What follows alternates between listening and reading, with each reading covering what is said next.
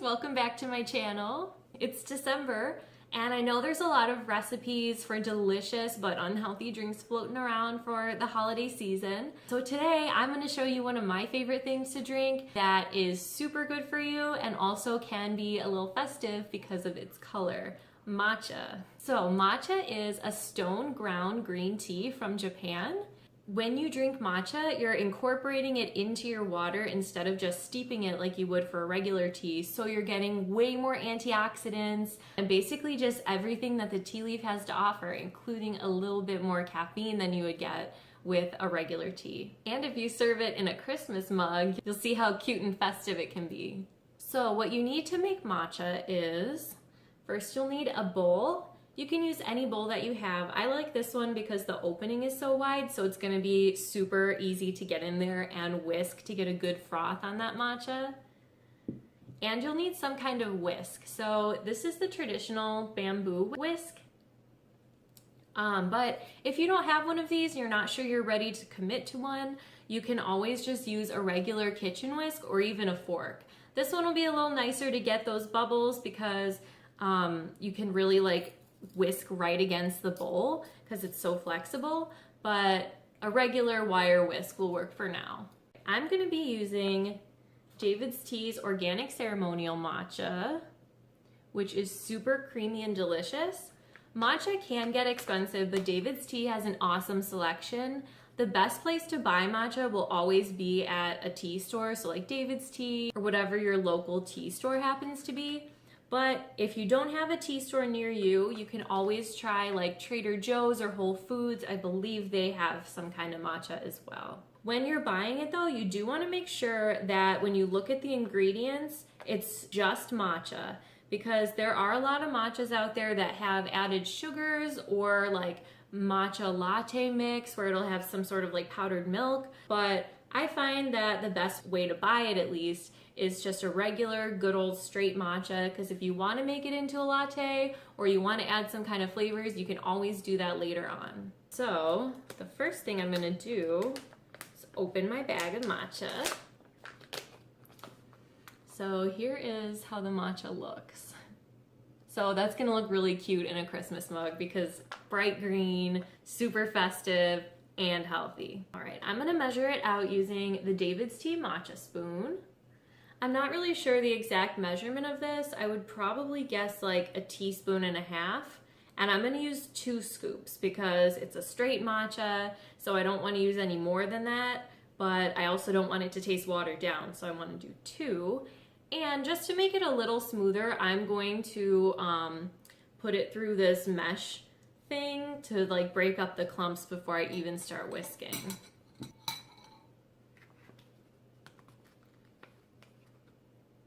So just 2 nice level spoonfuls right through the mesh. And then I'm gonna bang it down, get all those clumps out.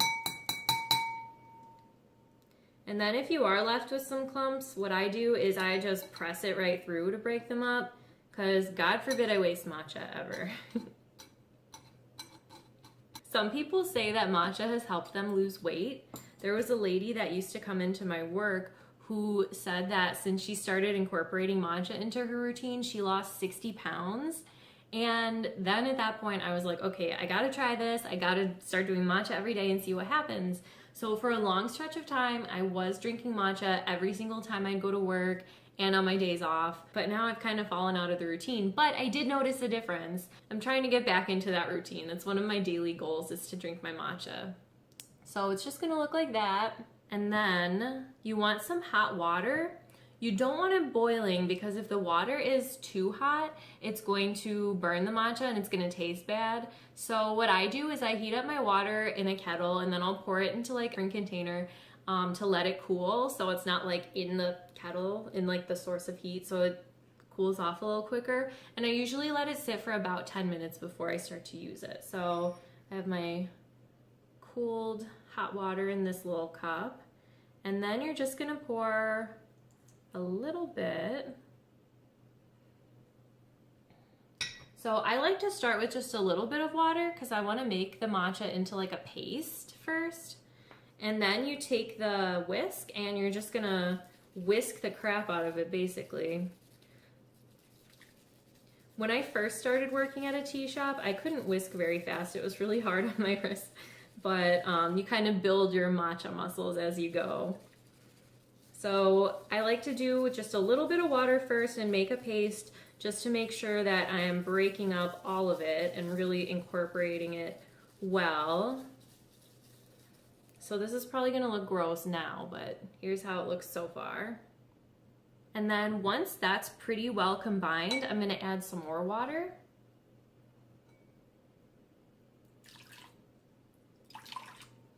And I'm a person who likes my matcha concentrated, so I don't ever really like to add a whole lot of water. But as you start to drink matcha, you'll kind of like develop your own tastes. So some people prefer more water, some people prefer less. Sometimes I even do my matcha as like a shot. Some people don't even really make their matcha, they just throw it in with their smoothies, which is also another option. So maybe later in the month, I'll do another video about like ways to incorporate matcha. But so you're just gonna keep whisking real good.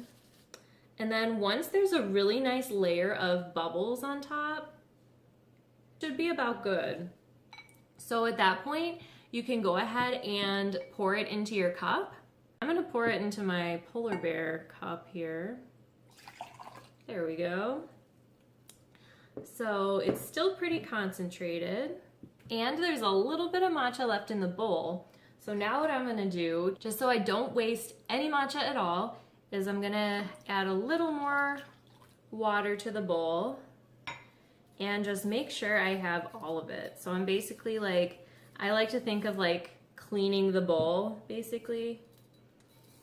So I'm just gonna make sure everything that's green is in the water and not left behind.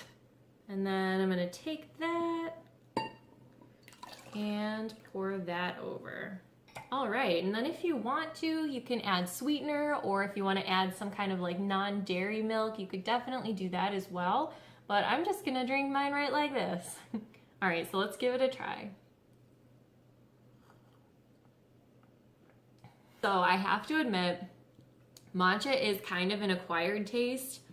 At first, I really hated it. Like when I first started drinking it every day, I always did like matcha Kit Kats and like matcha flavored cakes and stuff. But real matcha isn't sweet, so it doesn't taste like that really. So it does definitely have like a very green taste. So it does take some getting used to, but again, there are lots of different ways to drink it. It's definitely worth acquiring the taste. And yeah, you're getting all your antioxidants and it's perfect for the holidays because it is green. So thanks for watching, guys. I hope you liked learning how to make some matcha. So I'm gonna be trying to post as frequently as possible throughout December. So there will be some more tea related videos and hopefully at least one more video where I do something fun with matcha. Let me know if you'll be adding matcha to your holiday routine. All right, guys, hope you're having a beautiful holiday season and I will see you next time. Thanks for watching. We are all